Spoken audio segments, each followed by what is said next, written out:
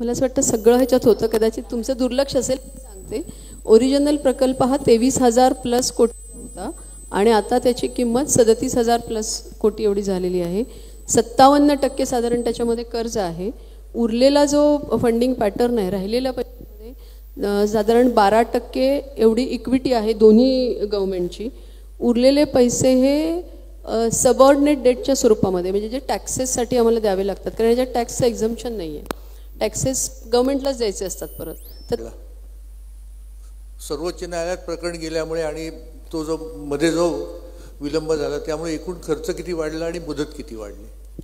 विलंब साधारण 3-1 वर्षाचा विलंब झाला त्याला, कारण कारशेडचं कामच करू न शकल्यामुळे आपल्याला पुढे प्रकल्पाला हे देता आलं नाही.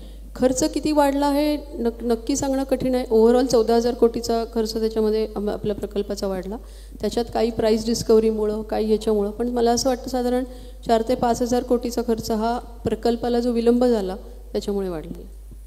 आपण मगाशी एबीपी माझा, उघडा डोळे बघा नीट.